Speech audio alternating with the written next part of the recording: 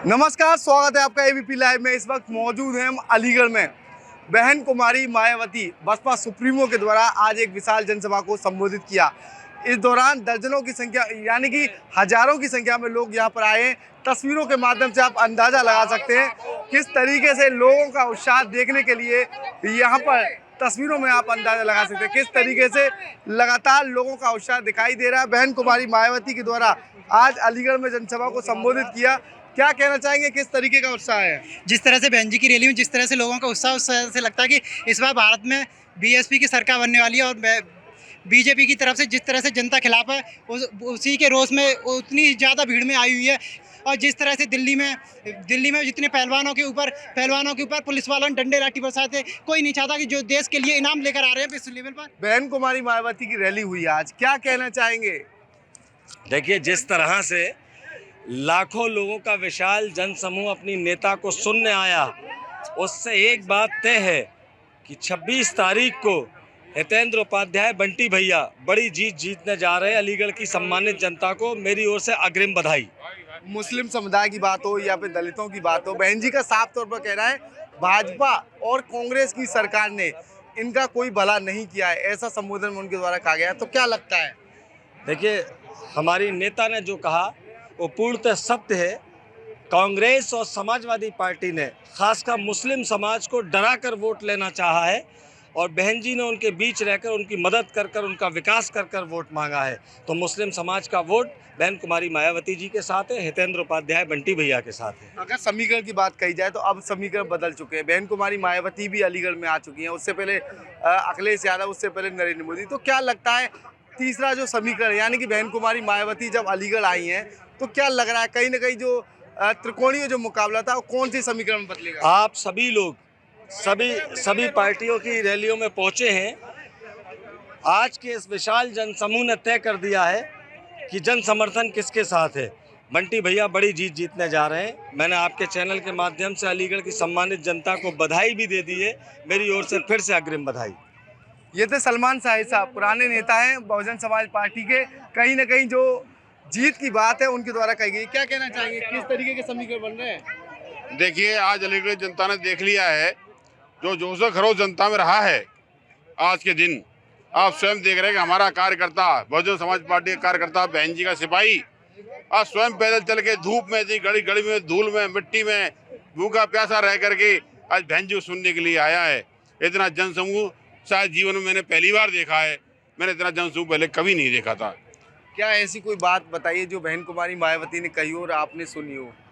बहन कुमारी मायावती ने कहा है कि पूर्व सांसदों द्वारा, ये भाजपा सरकार द्वारा जो अत्याचार, गरीबों के साथ महंगाई, उत्पीड़न, ये जो हफ्ता वसूली का जो कार्यक्रम होता रहा है उसको खत्म करने का बहन जी ने कहा है कि एकजुट होकर के हाथी का सामने वाला बटन दबाएं और इस चीज़ों को खत्म करें। इससे गुंडागर्दी अलीगढ़ से खत्म हो चुका है भारतीय जनता पार्टी की।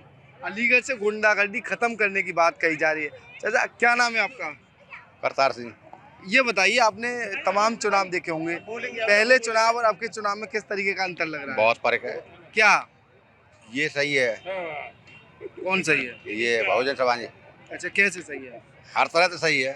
पहले से चला आ रहा है, अब चला आ रहा है, अब और बढ़िया होगा। बढ़िया होगा। हाँ, बीजेपी में अभी 4 महीना में बाजरा बट रहा है। क्या हो रहा है? बाजरा बट रहा राशन पे अभी बीजेपी में।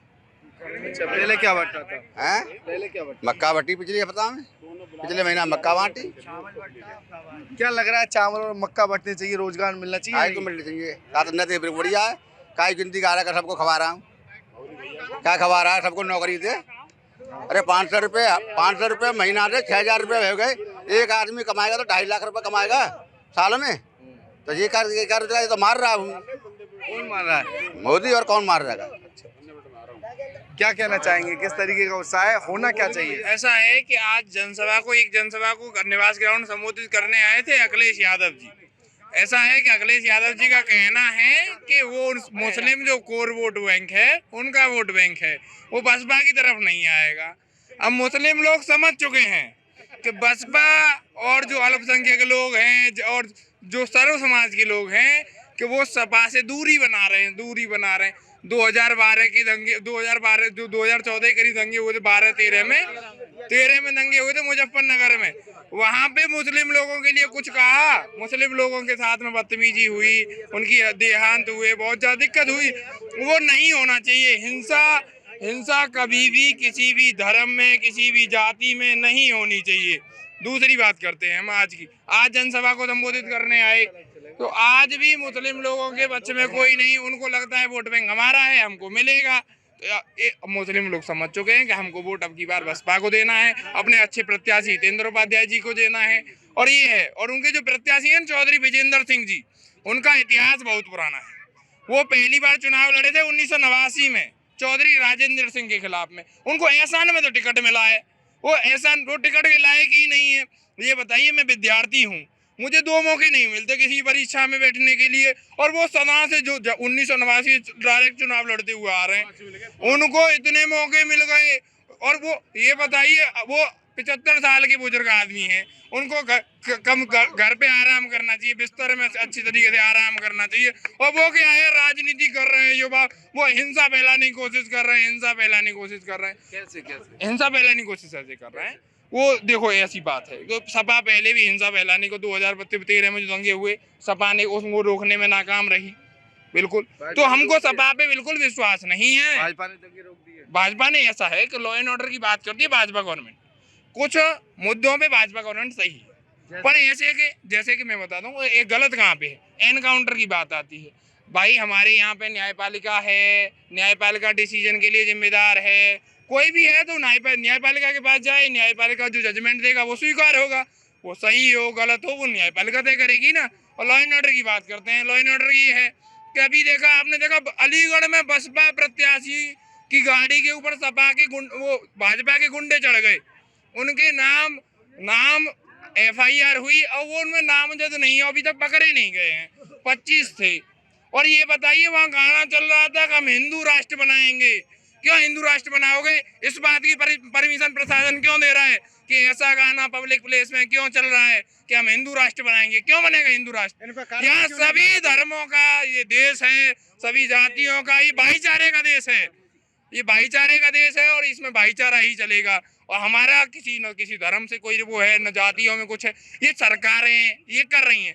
हमारी बहन जी की सरकार में 4 बार मुख्यमंत्री रही, कोई भी किसी भी तरीके का, न तो दंगा, न कोई भेदभाव, और जो भी कमजोर वर्ग का लोग था उसकी सहायता, अच्छी योजना नीति और योजनाओं को स्तर, जो कि जमीनी स्तर पे उतारने का काम करते हैं। जैसे कि भाजपा गवर्नमेंट की योजना है स्किल इंडिया में, देखिए सैकड़ों युवा आए थे, इनसे पूछा जाए एक युवा स्किल इंडिया योजना से प्रभावित है, वो से किसी से जॉब मिला?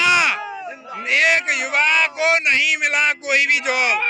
आवास में प्रधानमंत्री आवास योजना की बात करते हैं, प्रधानमंत्री आवास योजना की बात करते हैं। प्रधानमंत्री आवास योजना में डायरेक्ट या इनडायरेक्ट पैसे खाए जा रहे हैं। जितना पैसा आता है उसमें से कुछ न कुछ खा लेते हैं। तो मैं एक ही नारा देना चाहता हूँ कि यहाँ की जनता पीड़ित है, शोषित है, सब कुछ है। यहाँ पे दंगे, यहाँ पे भाई देखो, ये दंगे कराने की पूरी कोशिश चल रही है। ये बताइए, और लोगों से बातचीत करते हैं, अब क्या कहेंगे? मेरा नाम प्रकाश कुमार गौतम है, BBM पे काम करता हूँ। बहन जी ने पूरी प्रत्याशी को कोशिश करी है। बहन जी ने, हम भाईचारे पे काम कर रहे हैं, भाईचारे कमेटी पे काम कर रहे हैं। और हमारे यहाँ पे कोई भी नहीं, राष्ट्रीय पार्टी है और सबके लिए फायदामंद है, सबका साथ सबका विकास लेके चल रही है, ना कोई धर्म से, ना जाति थे, ना कहीं थे। अब एक बात बताऊं, मोदी जी राशन दे रहे हैं, अब हम लाइन पे लग रहे हैं, तो हमें राशन नहीं चाहिए, हमें चाहिए नौकरी। कहीं पे भी नौकरी चाहिए, क्या कहेंगे? जी, मेरा नाम शुभम सिद्धार्थ है। मैं आपके चैनल के माध्यम से सभी को जय भीम, नमोदाय, जय हिंद, जय भारत बोलना चाहूँगा। अब जो सरकार चल रही है बीजेपी की, वो शिक्षा के विपरीत चल रही है, शिक्षा को मिटाना चाहती है। कौन सी क्लास में पढ़ते हो? मैं 9th क्लास में पढ़ता हूँ। और ये जो अभी से राजनीति में कैसे? ये अभी से राजनीति में आना पड़ रहा है, क्योंकि सरकार के जैसे हाव भाव देखे जा रहे हैं, सरकार के हाव भाव देखे जा रहे हैं। आपने बीजेपी सरकार में शिक्षा को दबाया जा रहा है, दबे कुछ लोगों को और दबाया जा रहा है। ये बीजेपी सरकार शिक्षा को खत्म करना चाहती है, क्योंकि शिक्षा सवाल पैदा करती है। तो क्या है, आज बहन जी आई तो क्या सुना आपने? ये सुना कि बहन जी सर्व समाज की बात करती हैं, सबको एक साथ चलने की बात करती हैं। और बहन जी ने एक सही बात कही कि सभी को, मुस्लिम समाज हो, चाहे वो दलित समाज हो, चाहे वो ब्राह्मण समाज हो या सर्व समाज हो, वो सब एक साथ चलते हैं तभी हम बीजेपी को हरा पाएंगे। बीजेपी एक ऐसा वायरस है, एक ऐसा वायरस, एक हितेंद्र कुमार उपाध्याय उर्फ बंटी भैया मेरे साथ मौजूद हैं। आज गजब का उत्साह लोगों में। बहुजन समाज पार्टी की मुखिया बसपा सुप्रीमो अलीगढ़ आने के बाद गजब का उत्साह लोगों में दिखाई दे रहा है। हितेंद्र उपाध्याय और बंटी भैया से सीधे बात करते हैं, किस तरीके का माहौल है? देखिए, अब अभी भी माहौल बताने की आवश्यकता पड़ेगी। जब मैंने पहले दिन कहा था क्यों पढ़ते हो चक्कर में, कोई नहीं है टक्कर में, तब ये मेरा साधारण स्वभाव लोगों को पता नहीं था कि मेरी जड़ें इतनी मजबूत हैं इस शहर में कि मुझे छूने की चलाई क्या, मुझे जरा भी, मेरे पत्ते को भी नहीं छू पाओगे। मैंने उन्हें जड़ से तो उखाड़ कर फेंक दिया है। और ये आज विशाल समूह जो मैंने पिछले 20 दिनों में घर घर जाके आशीर्वाद मांगा, उस आशीर्वाद का प्रताप है कि ये मुझे वापस करने के लिए आए कि चल भैया तेरा आशीर्वाद तुझे पूरी तरह लौटा के आएंगे। और यहाँ भी आज आके जब मैंने उनसे पूछा कि क्या मुझे ये आशीर्वाद डिब्बों में मिलेगा, तो उन्होंने जोर से नारा दिया। तभी तो वो नारा मुझे याद आता है बार बार, मैं क्यों पढ़ते हो चक्कर में, कोई नहीं है टक्कर में। बंटी भैया, बहन जी ने एक बात कही थी, दबे कुचलों को और दबाया जा रहा है। मुस्लिम दलित जो लोग थे भाजपा सरकार के द्वारा उनका उत्पीड़न किया है। तो क्या लग रहा है, ऐसे लोग आपको समर्थन कर रहे हैं, अन्य लोग भी आपको समर्थन कर रहे हैं, तो जो मनोबल है आपका वो किस तरीके का लगातार हर रोज बढ़ रहा है? मेरे भाई, आपको शायद याद होगा या मेरी पुरानी जिन लोगों ने इंटरव्यू लिए, मैंने कहा था मैं आया हूँ अगड़े पिछड़े दलित, वंचित, शोषित और पीड़ित लोगों की पीड़ा सुनने के लिए, उनको इस दुख से निवारने के लिए मुझे मेरा प्रभु, मेरा महादेव जितनी सामर्थ्य देगा उससे और नीचे के अपने भाइयों का प्यार लेकर 10 गुना इस समाज को लौटाने का कार्य करूंगा। क्योंकि मुझे एक छोटे से कार्यकर्ता को आप लोगों ने इतनी इज्जत से नवाज दिया है कि मैं कभी कभी अकेले में बैठ के भावुक भी हो जाता हूँ, आंखों में मेरी आंसू भी आ जाते हैं कि ये मेरा प्रभु मेरे साथ क्या क्या खेल खेल रहा है, दिखाई नहीं दे रहा। बंटी भैया, जब आपने नामांकन किया उस दिन तक ऐसा नहीं लग रहा था कि बसपा फाइट में है। अचानक हाव बदल गए, ताव बदल गए, वो वाला डायलॉग याद आ जाता है। ऐसा क्या कुछ किया और ये सारी चीज़ें कैसे हुई? ये तो मैंने बताया था ना कि मुझे जो ऊपर बैठा नीली छतरी वाला है ना, ये ऐसे ऐसे चक्कर चलाएगा। ये तो मैंने आपको पहले भी कहा था कि महादेव मेरा डुगडुगी बजाएगा और सुदर्शन चक्रधारी वृंदावन बिहारी लाल स्वयं चक्र लेके यहाँ पर सभी शत्रुओं का नाश कर देंगे। माता मेरे शीश पर छत्र का रखे हुए है और बजरंगी मेरे साथ गदा लेकर चल रहे हैं और अल्लाह ताला का हुक्म पूरे मेरे समाज को मिल रहा है। तो उन्हीं लोगों की ये ताकत है, मेरा इसमें कोई रोल नहीं है। जो कुछ भी है वो आसमानी ताकतें हैं जो मुझे बैठ के नीचे लड़ा रही। ये बताइए, हिंदू नेता के तौर पर जाने जाते थे नमान, जो स्वर्गीय नमान जी हैं, वो हिंदू नेता के तौर पर जाने जाते थे। उनके परिवार का आपको समर्थन मिल गया है, क्या कहना चाहिए? ये एक बहुत बड़ी उपलब्धि बताई जाती है। अलीगढ़ में सबसे पहले भाजपा की जो शुरुआत हुई थी वो उसी परिवार से हुई थी। वो परिवार अब आपके साथ है, तो वो सारी चीज़ें क्या हैं? भाई साहब, मेरा व्यवहार, मैंने पहले भी कहा था कि ये लोग जानते ही नहीं है मैं यहाँ पर पैदा हुआ हूँ, मैं यहाँ की मिट्टी में खेला हूँ, मैं घुटनों यहाँ चला हूँ और धीमे धीमे यहाँ पर आगे बढ़ा हूँ। मैंने पढ़ाई यहीं पे की है, मैंने कारोबार यहीं पे किया है और लोगों के दुख दर्द में शामिल हुआ हूँ। तो वो जो मेरा कार्य है आज मुझे आशीर्वाद स्वरूप वापस मिल रहा है। तो मुझे नमन परिवार जी का इतना बड़ा झटका भाजपा को लगा होगा कि जोर का झटका धीरे से लगा। ये डायलॉग आपको याद आता हो। मैं उन सभी परिवारों का इतना कृतज्ञ हूँ। मैं जब तक मेरे तन में सांस रहेगी, मैं उन माता बहनों के जिन्होंने मुझे इतना प्यार और आशीर्वाद दिया है, बुजुर्गों ने जो मुझ पर अपना दुलार लौटाया है, मैं जीवन में जब तक मेरे शरीर में सांस रहेगी उसको वापस नहीं कर सकता, उसको वापस नहीं कर सकता। और एक एक आशीर्वाद को अपने शरीर की अंतिम सांस तक लौटाता रहूंगा। धन्यवाद। जय भीम, जय भारत, जय श्री राम, जय परशुराम। अल्लाह हाफिज। ये थे बंटी उपाध्याय उर्फ हितेंद्र कुमार, यानी कि बंटी भैया के द्वारा 2024 के लोकसभा चुनाव में बसपा की सुप्रीमो बहन कुमारी मायावती के अलीगढ़ आने के बाद सियासी समीकरण के बदलाव के संकेत दे दिए हैं। 2024 के लोकसभा चुनाव में किसकी जीत होगी ये तो जनता के हाथों में है। 2024 का लोकसभा चुनाव नज़दीक है। लगातार चुनावों को लेकर जनता में भी उत्साह देखने को मिला। आगामी समय में जनता किसको वोट डालेगी ये वक्त बताएगा। फिलहाल एबीपी लाइव से खालिद अंसारी, अलीगढ़।